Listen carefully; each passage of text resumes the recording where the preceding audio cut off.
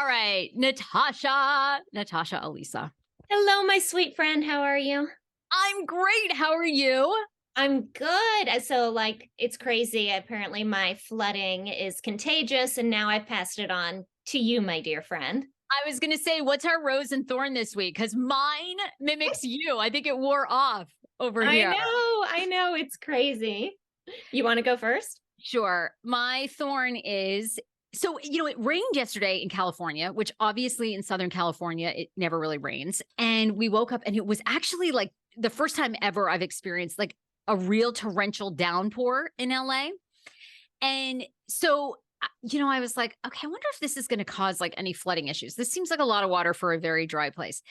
A couple hours later, our sinks start bubbling. And I'm like, okay, babe, you've got to call maintenance.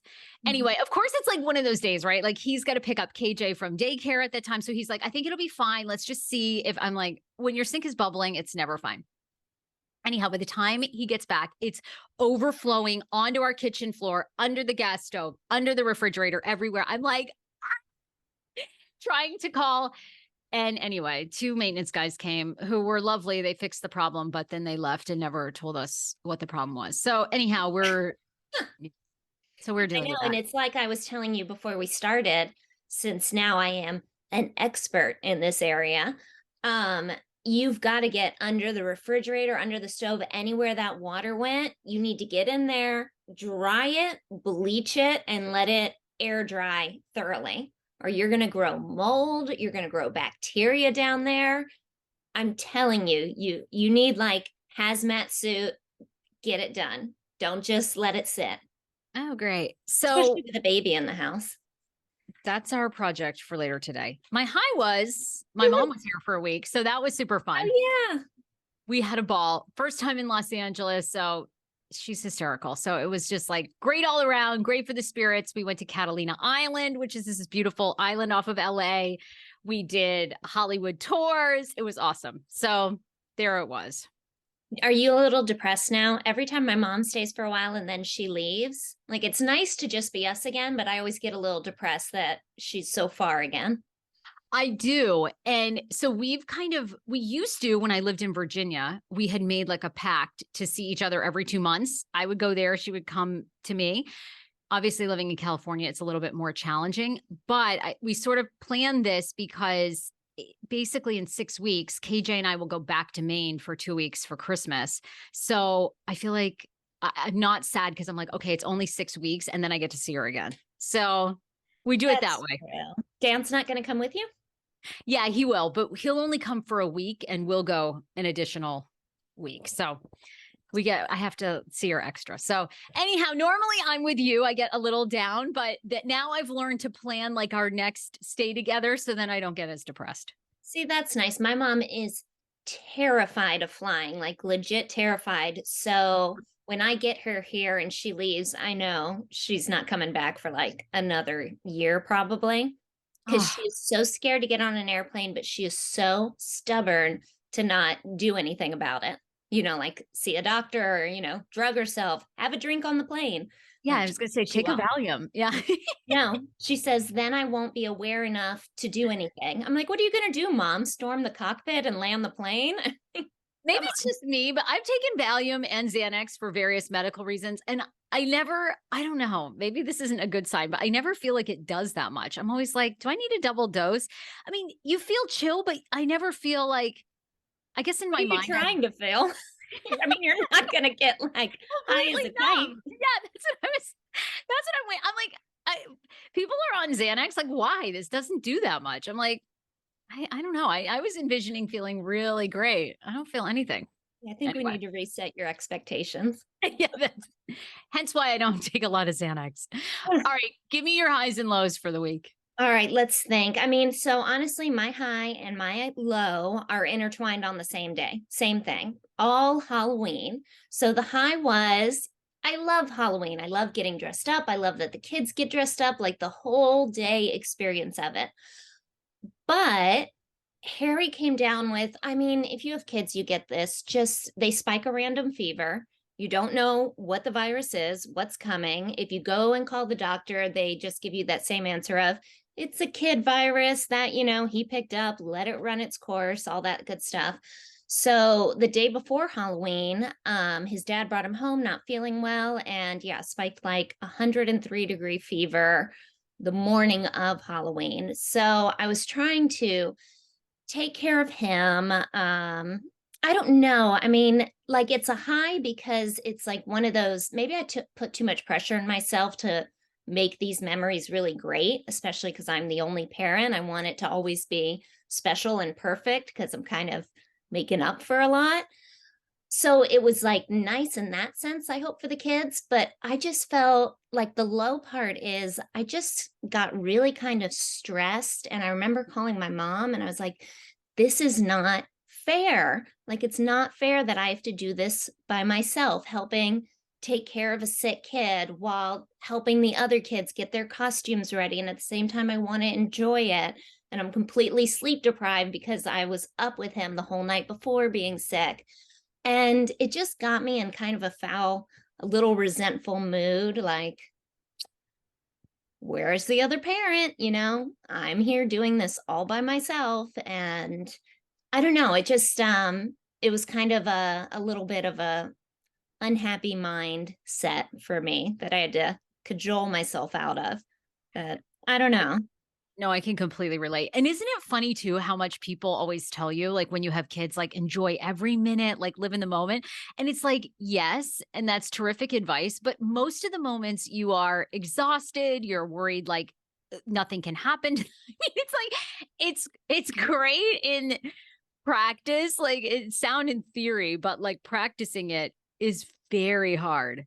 I know. And I put so much pressure on myself that, the girls went through all these years of really miserable years and miserable experiences that now, okay, I have 6 more years till Sam turns 18, 8 more years until Sophie does. Like, that's not that big amount of time. I have to make up for all these past years. Every Halloween has to be a great memory, every Christmas. Like, oh, and I guess then when like something throws a wrench in that, like my little guy gets sick and I'm not able to make it this amazing, perfect, fun Halloween evening, it really weighs on me really heavily that, oh my gosh, I'm not able to do this well enough. Here's one more holiday checked off as just being okay, which is ridiculous as I hear myself say it because I'm sure it actually was a lot of fun and great for them, but I don't know, it just felt like a loss for me. Yeah. No, I get it. I get it. I think everybody listening gets it. It's very hard because, like, all these great moments happen, but life is also happening. And I think, too, with every holiday, it is the most heightened, stressful one for sure, because there is pressure from all of us, right? Society, everybody, your family, whether it's Thanksgiving or Christmas. And I tend to find the same thing. Like, most of my best memories with KJ Schman are like not on the holidays because there's just so many other factors going into it and other people at play that you're almost just trying to make it through those days.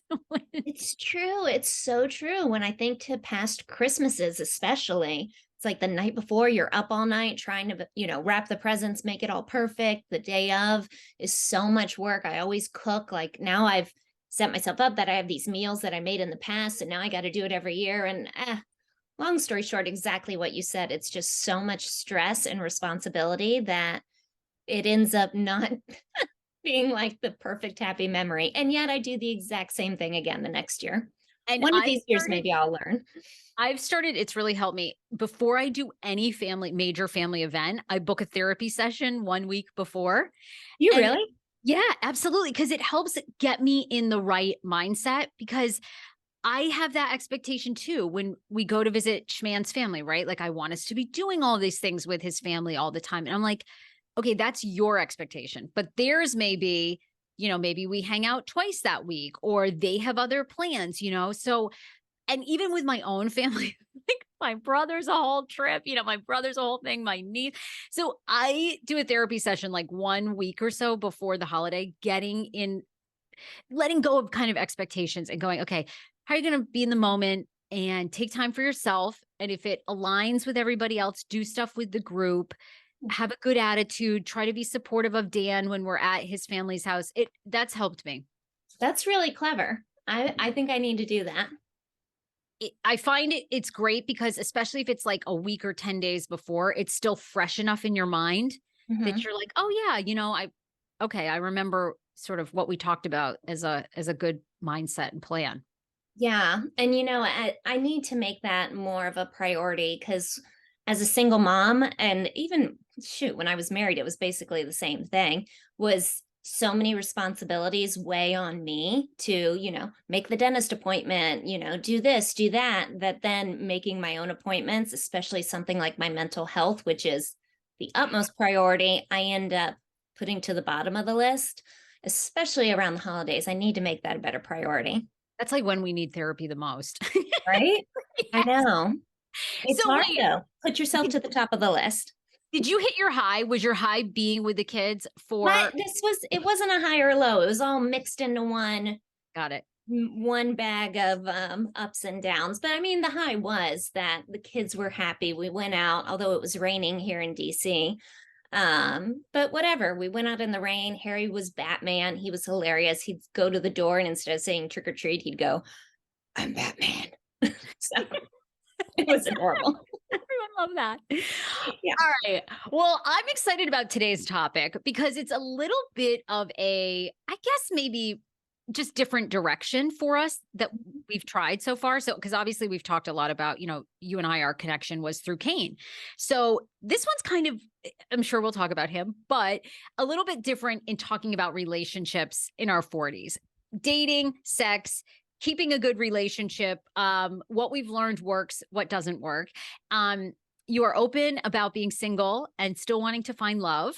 So, I have so many questions for you. I'm so curious because I think it's really brave. And when you are on this podcast, you seem so happy with your decision and where you are being single. And I love that because now that I've been with Schman for 10 years, married to him for 3, I'm like, I don't think I could be single again. I'm so awkward. Like, I don't know what I would do. And then I have a mini panic attack. So Shove the backup plan, Sarah. Just focus on the one you have now. yeah. So I admire, I'm like, she's so fucking brave. Like she has Oh, her own house. She had these kids. She seems like she's dating again, I think, but was going to ask you about that. we'll get into that. So, all right, let's start with just this. Like, tell me where you're at right now, as far as having a relationship or being single. Where are you in your life right now when it comes to a partner? So, for the first time in my life, and I fingers crossed, I hope and I pray this is what's going to be the game changer for my next relationship, is that I am content and happy just with where I'm at. And I have never been able to say that my whole life, even being single before kids, like it was all about the boyfriend, the next relationship. I wanted it so desperately. This is the first time I can honestly say I'm happy just being me and the girls. And it hasn't always been that way. I think I told you this once. So shortly after Harry's dad left, I jumped back into dating. I was like, you know what? This wasn't my decision that this broke up. I tried my hardest, I did my best, and it happened. So why should I not go out on some dates? I think I just wanted to jump into something to make me feel better. So I remember oh my gosh, this was a year ago. This was last Thanksgiving. My sisters set up a Hinge profile for me because I had no idea where to start. Like, it's all about online dating, I guess. And that And was you, not around last time I was single. okay, that was going to be my question. Had you ever done any online dating? No, it seemed so like icky and kind of tacky and like a hookup thing. Like I was just thinking Tinder and swiping. But apparently that's how you meet people now. I mean, I'm certainly not running into any hot guys in a bar because I'm at the grocery store or, I'm at the PTA meeting. So they set up this Hinge profile for me. And I mean, I got some interest pretty quick and I made it a requirement. So this is one thing I did smart. I'm going to tell you the things I did wrong, but one thing I did smart was on Hinge, at least you can set up certain restrictions if you pay for it. If it's free, I don't think you can do this, but I paid for it. And one of them was must have kids. So in my last marriage, he had never had kids before. He had never been married before. And I think just going from zero, from completely single man, especially a man in your 30s or 40s, to a woman who's got a family and kids is just way too jarring of a jump. And it's really hard for them when they've been independent and on their own and free as a bird for that long to then go into kids and that responsibility. So this time I made a requirement, must have kids, because I'm not training a man all over again on what it means to have a family. He needs to have that down already. And I met a few nice dads. I picked up a stalker. That's a good story. Ugh. Yeah, but what ended up happening is I would say about maybe 6 months into having a date, I would only go out when Harry was at his dad's. So it was like every other weekend I would go on a date. And there were two guys who I saw not at the same time, but separately. Actually, it did cross over a little, but don't tell them that I saw regularly over the course of a month or so. Sure. And then both of them kind of hit a wall and they ended things with me around the same time. And I was heartbroken. It Mm. hurt, when sometimes you experience a lot of emotions, but your brain is telling you, I shouldn't be this upset about it. I had that where I was so hurt and so heartbroken. And I was like, I wasn't in love with these guys. We weren't even dating that long. Why am I this upset? And I realized it was because my heart, when I started dating, was still in a vulnerable place from my marriage breaking up. So basically, I didn't have time to heal over my husband leaving. And I put myself in a position where these guys kind of had my heart to a certain extent. And when they broke it off, it just magnified the amount of hurt and emotions that I felt. So after that, I pumped the brakes and I decided, you know what? I'm going to hold off on dating because this, like we were saying at the beginning, I have so much responsibility now as a single mom for these three kids. I can't afford to have my mental health set back 3 steps because some guy, bruised it. I wouldn't say broke it, but bruised it. So I thought it was a smart thing to just put it all on hold. And honestly, that's about the same time that I came back on Instagram again. And soon after I did the podcast with you. And that was all part of my decision to just focus on myself. And I want to do something that makes me happy. There's only so much time you have when you're a mom and a single mom. So be very careful how you choose to spend that time. And so I decided no more men. I'm going to spend that little bit of time I have on me. And what ended up happening, like the surprise at the end, was it made me so much happier, so much more fulfilled that I think I'm in a better place for when I do start dating again. Oh my God, I love it. And whole people attract whole people. I Like love when you say that. it took me so long to realize that because, after I of course you remember Old Man Ed that we've talked about. Poor Old Man Ed is like getting a whole rebirth on these podcasts. But anyway, I dated him for like 5 years all through my 20s. Oh, I remember Ed. Yes, we all recall Ed. And so I was single for 3 years. And I mean, same thing. I felt so like there was times when it was just so forced. Like I really felt like I needed somebody. And I don't know about you, but it would fuck with me because people would always say like, oh my God, you're such a catch. Like, how are you not with somebody? This was like, I was 30, right? Mm-hmm. You should be with somebody. You like, I'll set you up with someone. So I don't know. It really got in my head at that time. Like yeah, why can't I really seem to find somebody? And oh my God, it just triggered desperation. I went out with so many losers. I mean, I went out with a guy who he had at some point obviously told his brother that I was on the radio and we were going out on a date and gave his brother my phone number. The brother was a professional clown. Wait, what? Sorry, hold on. What? So desperate, so I bad. must have misheard you. Can you please repeat? So the guy, I hadn't even met this guy, the guy that I was actually going to go out on a date with, had given his brother, who's a professional clown, my phone number, who wanted to come on the date and pull a prank on his brother and called me before the date and said, "Hi, I don't even remember his name. Hi, this is Paul. You know, I'm so and so's brother. He gave me your number. I know you guys are going out on Saturday. I feel like it'd be really funny if we pranked him." And I was like, I hung up the phone and I said, I was like, "No, you know, and I really thought afterwards, I'm like, this is like a joke. Like, I can't even find love. Like, this is so crazy." And Oh my gosh. So shortly wait, after was he that, going to show up on the date dressed in his character, like his Bozo the Clown alter ego? I was so mortified. I didn't even get the details. I just Oh. envisioned this guy in a full clown suit popping up, making balloon animals while I'm trying to find love. Like, I was just like, this is so bad. Oh And, my God.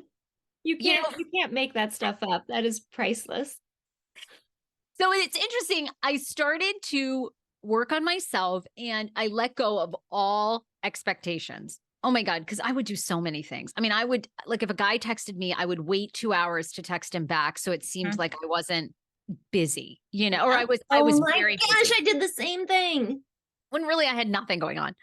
So I finally had a girlfriend because I would tell her all these games I did. And she was like, "Oh my God, I'm exhausted listening to you." And she told me, "Sarah, the guy you're meant to be with is always going to call you and text you back. So there is no need to play all these games. If you want to text him, text him. If you don't want to text him, because whoever is for you, you're not going to jump through all these hoops and then suddenly after you text him 30 minutes later, you guys are going to connect." And I was Brilliant. like, right? Isn't that so like Yes. why we don't think about like why did I think that waiting 2 hours to text him back would prove anything to him? And you drive yourself crazy with these games. I did the same thing. Like when I started dating again, the I don't want to respond too quickly. And the first date went well, but I kind of want to push for when is the second date. But should I not say it? Because I want to be the cool girl that doesn't care. That is like major light bulb moment. Because that's true. The guy you're meant to be with, I mean, not to say you can't screw it up, period, but you're not going to screw up that beginning part by playing games. Brilliant. Well, and Brilliant. I did that with sex too. Like I would be like, I'm not having sex with a guy till the fifth date. I would wait all that time and we would have sex maybe 3 or 4 times. And then he'd dump me 3 days, like 3 weeks later. And I'll credit my friend Celine. She's amazing. She's been a friend of mine forever. She would say the same thing. If you want to have sex with him, have sex with him, whether it's the first date, because the guy who's meant for you is going to keep having sex with you or he's not, whether you wait 6 weeks, 2 days. And so, I mean, I tried to get in Dan's pants date number one. He wasn't having it. But Dan He wasn't having it. man will be so mortified. But I think I've said this over the years, but I mean, we had sex on the third date. Like I'm like, I like this guy. I don't care. And I don't know. Like by the time I got to Schman, I was so transparent. I was just like, I really like you. We have a connection. And I actually did make him wait at a bar because I was out with my girlfriend, Celine. For 2 hours, he sat there. And then I called him when I was home. He was around the corner. And anyway, he came back and we hooked up and we had sex like on the third date. And we've been together for 10 years. I mean, I just think when you get to the point you're so comfortable and confident who you are, I had kind of emotionally detached a little bit. Like, yes, I was crazy about Dan and I would have been heartbroken if it didn't work and we had many bumps. But when we first started dating, I'd let go of all expectations. I was like, if I've put so much on all these other men and it didn't work that I'm just going to have a great time. And if he calls me, he calls me. I was just like, I just want to hook up with you. So we'll see where it goes. And then it kept going. And you know what is so amazing about that is the whole point of when we do these games of, I'm going to make myself wait a couple hours to text him. I've texted him too many times today. I'm not going to sleep with him, is all to make us seem more attractive, like we don't care. Isn't it so much easier to work on yourself to get to a point where you just genuinely don't care and get the same end result of that's what makes you so much more attractive to a man? Yes. Yeah. Why did I not get this in my 20s? And the irony was Dan and I started calling and texting all the time every day, and it just like it, I don't want to make it sound like it was easy because what was funny, actually, I have to credit Kane. Like Kane ended up helping me find Schman because I met Schman on the airplane when we were leaving our last appearance at Gasparilla. So I was with intern John, Eric, Mel, myself, we gotten on the plane and Schman was sitting next to us. And so if I hadn't been working with Kane and we hadn't gone down to Tampa, I never would have met Schman, who was down there for a Never bachelor knew party. that story. Yeah. Oh, Yeah. I mean, So I have to credit.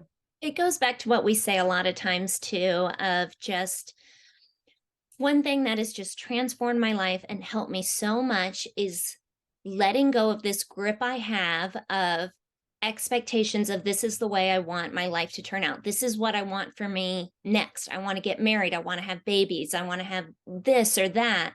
And instead, just letting go and letting God, saying, not my will anymore. Because when I choose my path, I seem to really screw it up every single time. So instead, I'm just going to let go, release it to this bigger plan, this greater plan, and make the next right small decision in front of me.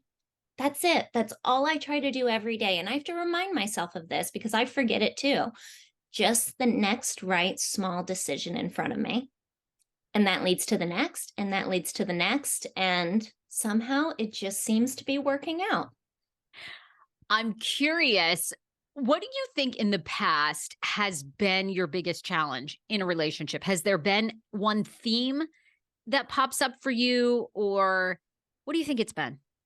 We touched on this in our last episode when we were talking about dads and everything that, you and I actually have in common of looking for what we were missing from our fathers in a relationship. I can look back and see that that is where I have made my mistake time and time again, is not necessarily choosing a guy who was like my father, but once I was in the relationship, having this hole inside of me and thinking that I needed the man to fill it. And every time he wasn't able to do it, I was disappointment. It would cause fights in the marriage because I felt like I always thought he just doesn't love me enough. If he loved me enough, he would be protecting me more. He would be making me feel more loved. And yeah, there's some truth to that with the guys I dated, but it could have been anybody because that hole wasn't because the man wasn't good enough. That hole was because my father didn't give it to me. So that is the time and time again mistake that I've made every single time I've been in a really serious relationship, was it not being enough because I needed something that a husband shouldn't have to give me.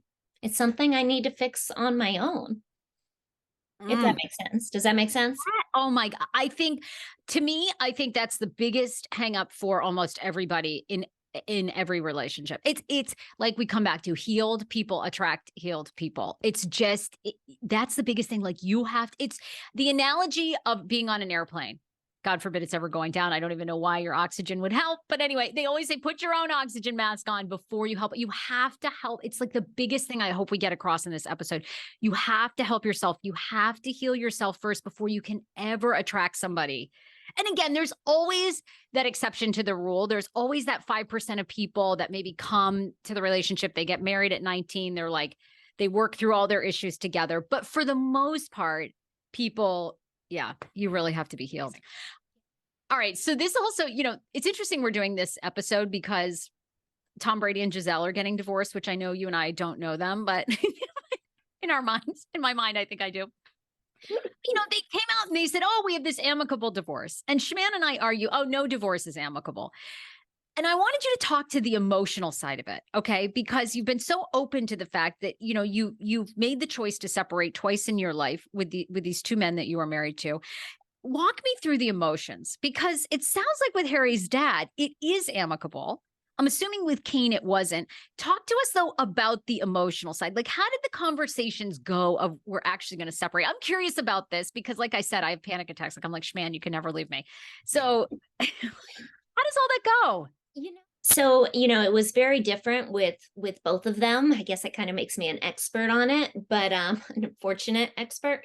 But with Peter, with Kane, it was I didn't want to separate, but it was my decision that I just couldn't take it anymore. It was so emotionally abusive. It was just toxic for the children. It had gotten to that point where as much as I actually don't believe in divorce, even as a divorced woman of two. I think it should be avoided at all cost, but there are limits to that. And when it is becoming that detrimental to your own mental health, to your physical health, to the health of your children, sometimes you have to make that decision.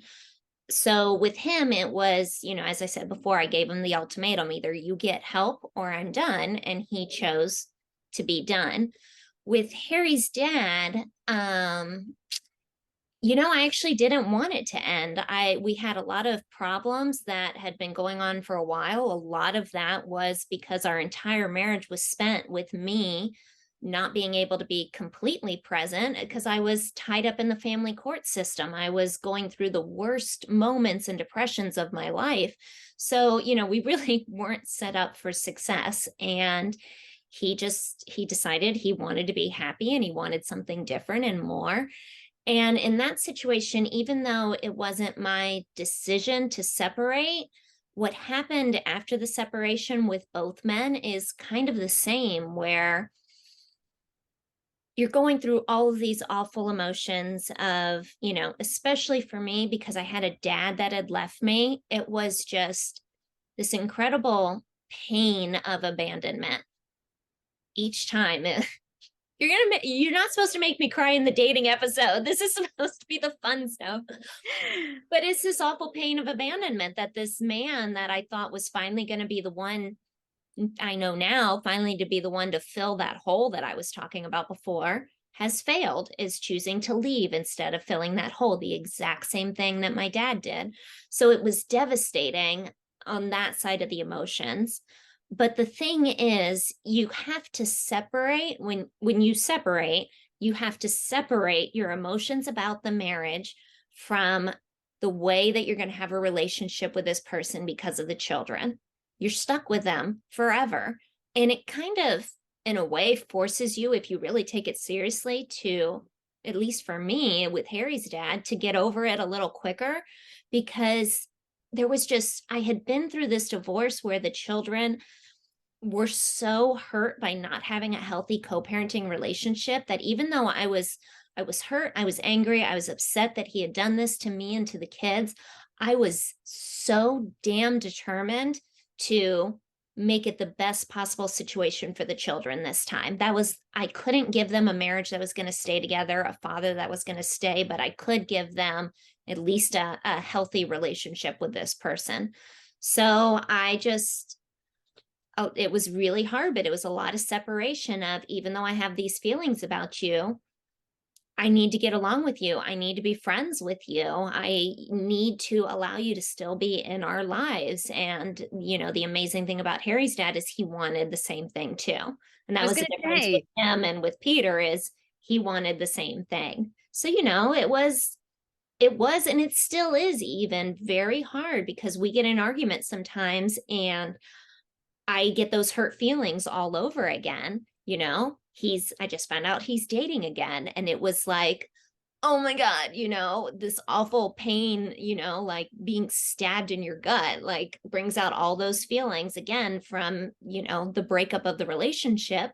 But at the same time, I have to be like, do you want to come over and trick or treat with the kids? Because that's what's best for the kids. But in a weird way, it actually kind of forced me to heal from the one hand, the emotions of I'm hurt because the relationship ended, because I'm forced to be around you and to be friendly with you for the kids' sake. So it actually ended up, kind of being a blessing in disguise. The co-parenting healthily helped me, get past a lot of the anger and the hurt from the relationship ending. Harry's dad deserves a lot of credit, because it's hard to find two people that put the kids first. And you guys seem like you've really made that commitment. And that takes, you both deserve a ton of credit for keeping that mission at the forefront, because you went through it, and so many people listening are their parents had toxic relationships and divorces, and there's still parents that don't speak, and it's so hard. So Harry's dad deserves a lot of credit too. Yeah, we're both children of divorce, so we both know what it feels like to have to be dragged to two Christmases, two homes, and have parents that maybe don't get along. And we said, you know what? I can't give them, we can't give them a marriage that's going to stay together, but we can at least give you the best divorce possible. So it's interesting, obviously you had a different relationship with Peter than, Harry's dad. So with Peter, with it being so toxic, was by the time you ended it, was it just like, was it a relief to like move out? Was it, or have him move out? Was it like, or it's still emotionally like such a roller coaster? With both men, it was the moving out day was devastating. It's some of my worst memories with both of them. Even though I wanted Peter, I didn't want him to go, but I wanted him to go. That first day, it's funny. The second time when Harry's dad left, I was prepared for this is going to hurt a lot to not see his stuff in the closet, like there's something about the empty shelves where I Mhm. always hung his shirts and, put his stuff away is real. I remembered was really painful from when Peter left. So this time, like, as I don't even think he was out of the house yet. Like he had his stuff in boxes, but he wasn't quite out yet. I filled it up with all of my clothes. I like hung a little pretty chandelier and I set up all my favorite shoes on the shelf where he used to have his sweatpants. And it seems so silly, but it made it a little easier because I knew this is going to hurt the first time I walk in this closet and see the left half empty. So at least now I get to see all my handbags and shoes and pretty stuff. And it just made it a little easier. But and so, I was like, I remember it made me sad when with Peter not having anybody in the bed anymore on that half. So this time I was like, you know what? I bought new sheets and new pretty pink satin pillows. And I said, I'm going to have the whole bed to myself and slept in the middle of it. So, you do the little things that you can to try and heal some of those wounds, make them a little bit easier, but it still sucks. It still hurts.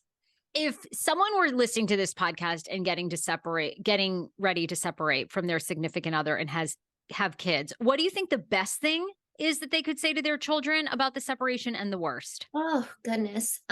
So once again, I did it wrong and I did it right. So when Peter finally moved out, we weren't on the same page. We didn't have a conversation of let's sit down and tell the kids together. He was just gone and he was gone in a huff. I told the story. We were hiding out in a hotel room for a few days because he was on such this nasty bender at home. And we couldn't, be there. So it was a very different situation. And unfortunately, the worst possible situation for the kids that we never had a conversation with them. One day he was just gone and the kids and I were on the run and it was just a clusterfuck, did it all the way wrong. But the second time, Harry's dad and I sat down and actually rehearsed what it is we were going to say to them. And then we sat down with the kids. I remember beforehand, like, I was like crying in the other room. I was like, I can't do this. I don't want to hurt them. And then it was just like, you know what, Natasha, suck it up, get it together because they're going to be feeding off of your energy. And if you're sitting there crying and in tears, they're going to feel that and it's going to make it worse because kids are smart, even as young as 3 or 4, Harry's age, they're perceptive. They pick up on emotions and tones. So I got myself together, he and I had a plan of exactly what we were going to say. And we told the kids together, and it was a lot of this isn't your fault.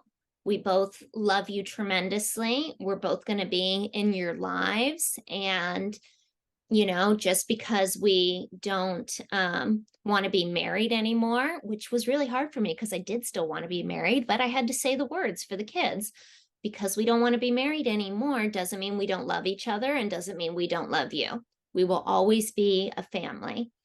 And, I guess it's just by the grace of God that I could get those words out because in my heart it was so hard to say those because I wanted the exact opposite. I wanted to stay married. I wanted to not have 2 households to keep it together, but he was leaving whether I liked it or not. So this was at least the best I could do for the kids.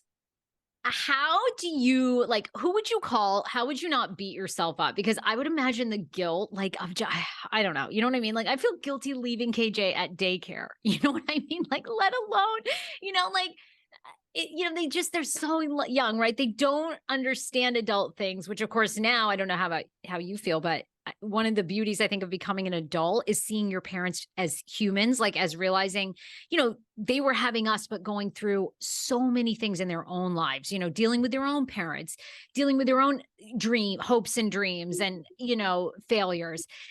So how would you get over the guilt? Like, how do you do that? I'm not over the guilt. I'm not over the guilt. The guilt is the absolute worst part of all of it. Harry's going through a phase right now where, through no fault of his dad is great, but he doesn't want to go. Every single time, like it's time for dad to pick him up, he just burst into tears. He says he only wants me. He's holding on to me. He's also a very smart, very stubborn, and slightly manipulative 4-year old. So he really knows how to work me over. And every single time that we started meeting at a park because it was just too hard to get Harry out of the house. So we meet at a playground to do the transitions. Every time that I have to drive away, I call my mom crying because it's like I'm his mom and I can't relieve this pain for him. And as a mother, when your child, I mean, this even just from daycare, when your child is putting their arms out to you and crying for you, mommy, please, mommy, no, it just kills you. Ah, But kills what you. can you do? The only thing you can do is put on a brave face in front of them, reassure them of your love for them, reassure them that you will be here, they will be back for you, and then have a breakdown in the car. Yes. Yes. 100%. Yeah, 100%. but the guilt, man, the guilt, I don't have good advice for the guilt because I struggle with the guilt every single day. For the girls, I brought a stepfather into their lives because I wanted a husband, but I wanted to have a family unit for them. I wanted to have a family unit. Now I realize I wanted a family unit for me because it was the family unit I felt like I never really had with, the mom and the dad and the kids. So I brought this man into their lives who ended up leaving. I have such horrible guilt about that to them that I couldn't give that to them and had to have them go through Mm, losing a male figure in their lives all over again. mm.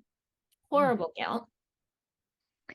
Um, you kind of touched on this. I have one last question about this, and then I want to ask you. Like, I think it's so interesting too. Like, does it feel weird to have sex with people like after you've been married? Because you and you and Peter were married for a while, then you have to like go out and date somebody.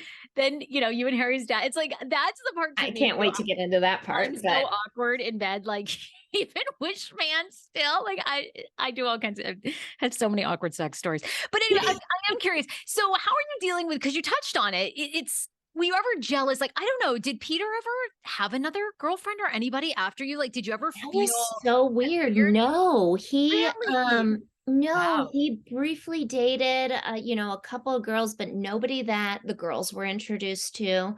No, it was like I know now just from putting together the pieces now that he's gone that he was still in his own messed up way loved me and was obsessed with me, which sounds somehow a little self-righteous to say that, but a babysitter messaged me saying she used to watch the kids so he could drive by my house all the time after I was married. So I guess he never got over it, and yet he never wanted me back either. He made my life hell was his number one mission. So no, he never really dated anybody. So it was never like you um, never were like jealous or even got to the point you were happy for him to see him with somebody. Like it I never wanted him to. I wanted him to so bad to find somebody because I thought if he finally is happy, he'll leave maybe me the he'll leave fuck me alone. alone. Yeah, exactly right.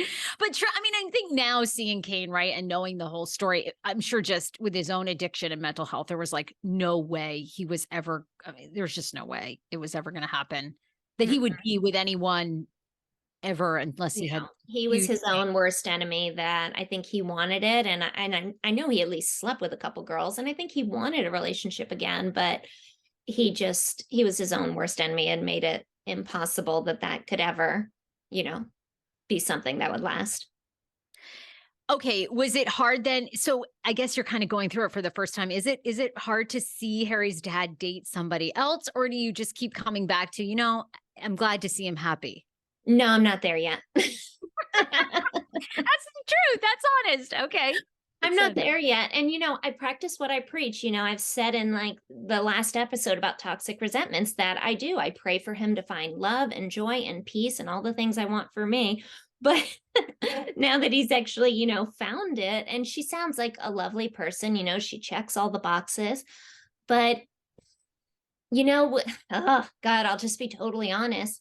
I kept waiting for him to finally like have a light bulb moment of, I screwed up. She was the best thing that ever happened to me. I had this beautiful, loving, wonderful wife and family, and this single life is miserable. I want to come back home. I kept waiting for that moment, and it hasn't happened. And it's been a year now, so it's probably not going to happen. And instead, to hear that he's in, a serious relationship is just like, what the fuck? That sucks. Like, I'm glad you're happy, but I'm not glad you're happy. You're supposed to wake up and realize I was the best thing that ever happened to you.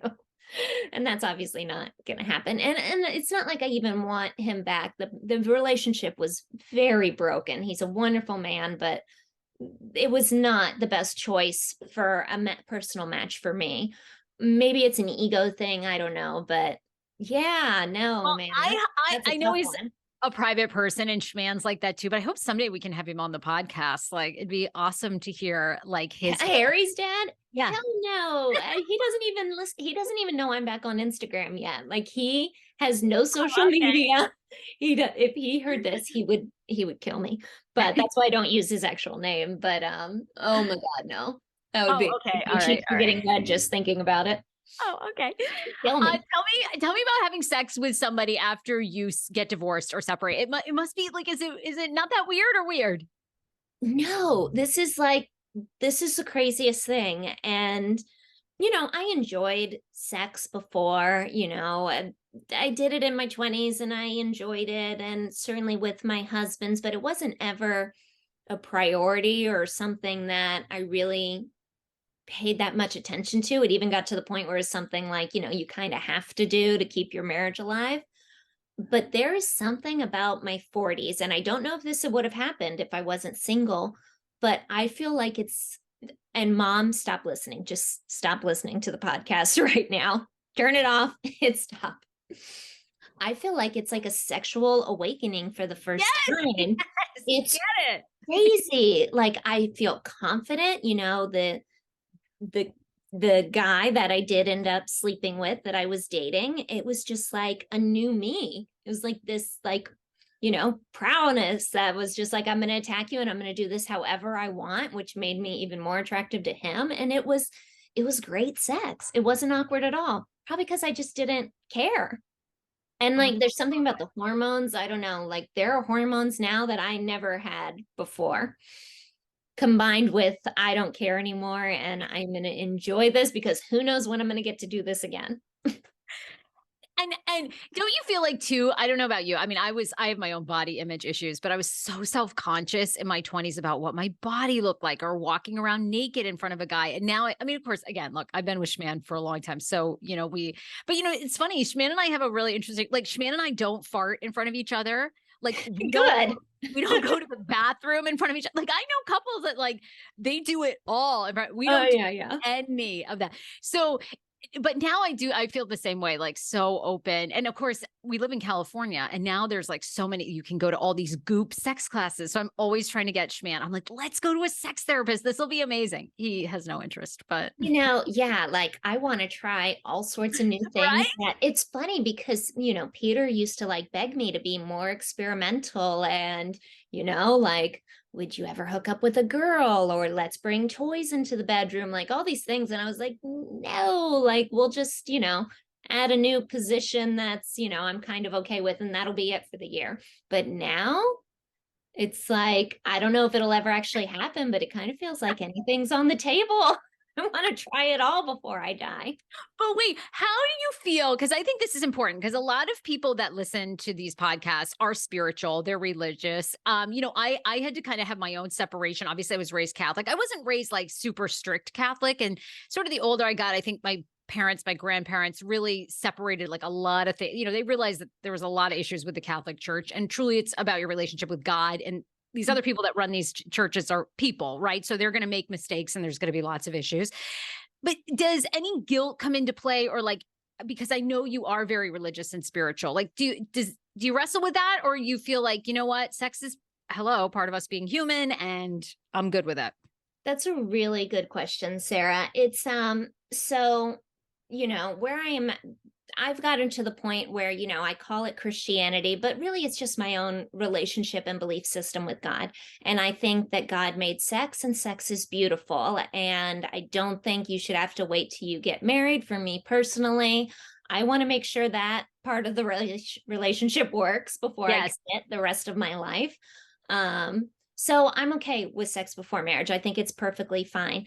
However, I felt guilt about I felt a lot of guilt, and I had a conversation with God afterwards where I kind of asked for forgiveness. This is just for me, not for anybody else, about just giving over that much of myself to a man that I wasn't in like a serious committed relationship with. Not necessarily like just the act of sex, but the intimacy, if that makes sense. Like Yeah. just I feel like I should have saved that until I was in a more, serious relationship with the guy instead of kind of more of a hookup first date kind of thing. Second date, but still. So that part I did feel some guilt about, but I think sex is okay before marriage for me personally. I think it's a beautiful thing, be safe, be smart, but I think it's something God gave us as a gift, and I plan on using it. Yes. I love it. All I right, my will say though, yeah. one thing that you said that I just want to add, because I don't want to give off the illusion that, I don't have any issues, like you talked about body issues. So one thing that I don't know how I'm ever going to come to terms with is dating somebody new who didn't see my body before I had children. I Yes. breastfed 3 kids, but Peter saw me before I had kids and they were his kids that I nursed. So I feel like he kind of, yeah, they got saggy, but he appreciated it. And even with Harry's dad, I looked so different before. But now I'm 42. I've nursed 3 children. My breasts are like sad, sagging, empty, half full Ziploc baggies. Like they're awful. The rest of my body, I love it. I feel good. I look good. But those I do struggle with. I don't really want plastic surgery, but at the same time, I feel like Mhm. the next man in my life is kind of getting used goods. Like he's buying a used car that he didn't get to appreciate when it was new. It's almost like, yeah, you feel like you need a tune up. You know what I mean? Like a little bit of a tune. Yeah. I hear it. Look, I wish they had a boob job that you could get that was like, you like just like not implants, but just, you just can get a fill them boob up a lift. little. You should go in for a boob lift. You may qualify for a boob lift that they don't do an implant. They just sew up the boob with, like, if you have enough extra skin. You have to see if you have enough It's extra skin. so much extra skin, but there's not enough inside of Well, the extra skin. Like I feel like they would just lift up and then they'd just be flat because it's just all empty skin.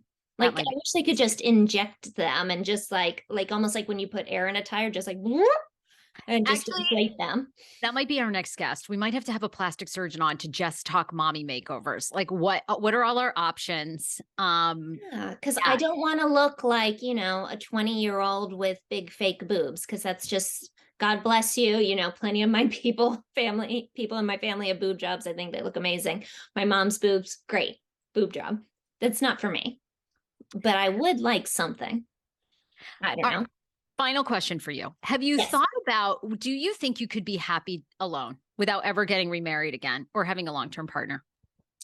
I have. I went through a little bit where I told myself I need to be happy just being on my own. And I thought, I'm never going to be able to get married again. I'm never being able to trust a man not to leave. And I will date, maybe I'll be one of these like cool women that's had a boyfriend for 40 years, but they never actually got married. They kept their own places. I've realized that I wouldn't be happy with that. I I am happiest. I'm happy right now, but I'm like my core self of who I really am is a partner, and I want to have a partner that I share life with. And so even though it's going to be so hard, we will probably be in couples therapy, to give my trust over to somebody else. I really think my true self is a partner, and that needs to trump the fear of trusting again. Oh my God. I have the best couples therapist too. She's actually another guest we should have. Lee Conan. She's like amazing. Emotional couples therapy. We've been a patient of hers for, I don't know, 7 years. It like saved our marriage. Oh, couples Totally. therapy is incredible. Even Incredible. though I went to it with both of them and we still got divorced. Well, but that's like a whole nother topic. Like I would always, did you go to therapy with Harry's dad before you got married? Cause that's the Yeah, biggest thing. once. Oh, no, You no, no, did? no, no, no, not before we got married. No, probably should Oh, have. But you know what? I think at that point, I didn't want somebody to tell me what I was doing was a mistake, even though I knew it was probably a mistake because I was so dead set on this is what I want. But if I had been smart, that would have been brilliant, because she probably would have said, you guys are rushing into this. It's way too soon. we fell into that and just, I don't know, by the grace of God, by Robin Mize, who I've talked about all the time on this podcast. She was the one that said, because I was having doubts and we'd broken up and we gotten back together. And, Schman had kind of given me the ultimatum, like, I want to get married. I want to have kids. Like, what's the deal? So we got into therapy and it was great because she'd seen us for a while. I can't even remember, several months. And I don't know, we were debating. Anyway, she said to me, she said, because they don't give you like a lot of advice. They kind of lead you to your own, Mhm. they ask you enough questions that you're like, okay, well, yeah, that doesn't make sense, or that makes sense, right? But she did say to me, she said to both of us, she said, look, I don't normally say this, but she said, I've been a therapist for how many years? And she said, I will tell you right now, you two have a connection that I don't usually see all the time. And she said, I would feel that I wasn't doing my job if I wasn't honest with you. And she said, there's really a strong love here and you guys should really take that seriously. And that was like another thing for me. I was like, oh shit. Okay. She's God, seen a Sarah, hell if of a lot that's not a of sign, what else do you want? I know. Like That a was the billboard? because I thought, yeah, for her to say that after how many people she's seen, then she will, So anyway, I Yes, did. I can I tell love you her. right now, no marriage counselor ever said that to me. Well, I think she had gotten tired of, I think she really wanted to say to me, look, you dummy, this, like, you're going to really fuck this up. So I think in the kindest way possible, she said to me, I got to be honest with you. If you don't do this, this is going to be a big mistake. So anyway, thank God for her. All right. I'm loving these episodes. I learned so much. I know so many people going through a divorce, back out dating are going to love this episode. Where do people follow you and they can hop in your DMs and give other suggestions for topics? Slide it. I thought it was slide in your DM. Hi. That's what I thought was cool. All right. Slide. So you can slide into my DM at Ms. Pink Monster, MS Pink Monster on Instagram. And also, I finally put together the YouTube channel. So after these podcasts come out, you can then hop over, a few days later and watch the video and see our beautiful smiling faces. And that's Ms. Pink Monster as well on YouTube, Yes, right? that's Ms. Pink Monster as well on YouTube. But I have links to everything on my Instagram. Although Instagram is screwing me over. I'm like, followers are The dropping off worst. by like the dozens and I don't know where they're going. I'm having like a complex about it. So Because they want you to pay. They want you to pay to is be, that it? yes, you got a ton of natural, like you came back on, you got this huge boost of being back and all these views. And now they know you're addicted to that. So they're like, hey, Natasha, why don't you start advertising that and pay $500 a month to boost and you'll gain 400 new followers. And then you do that. And then they say, okay, Natasha, now you can spend $1,000 and get 500 new followers. Oh yeah. That It's is a whole algorithm. up. I was having a complex. Yes, I'm like, what did I do wrong in the last 48 hours that, girl. 80 people just unfollowed me? It's all bots. It's all inflated numbers to keep you addicted to wanting more. And by the way, you should start a TikTok, although they're a pain in the ass too. But Sophie has been bugging me every day. Can I set up your TikTok tonight? So you I need should. to branch out. I've got all my eggs in my Instagram basket. Instagram will drive you nuts. Drive you nuts. That's a whole nother. We should do topics on what social media platforms you should be on when you're 40. That's a Hey, whole I love it. And dating, which dating. I'll be the guinea pig. We'll go through the different dating apps. What do you I'm say? obsessed. Yes. Would And we it should be have like, some. would it be totally unethical if I like posted the different guys that respond in their messages and like did it all vicariously? through everybody else. Probably, unless we would need to disclose, I think. But Oh, okay. we should have, I mean, we have listeners. We should have some women who are in your spot that are back out dating after divorce. And like they should go out on dates. And you guys, we should all do a round table and have them report. Like Yes. you guys Yes. could all do a date and That would report. be hysterical. I have so many like terrible first date stories, not with a clown, but decent ones. Oh, I got more. And then we can even, I mean, we always have Schman. We can bounce, you know, Schman's like a dude. Yes. So he can interpret what the men are meaning. Oh my Okay. gosh, I love it. All right, we All got right, our we next have a million 20 shows. episodes planned. Bye, gorgeous. Love Love you, you, my my dear. friend. Mwah. Bye.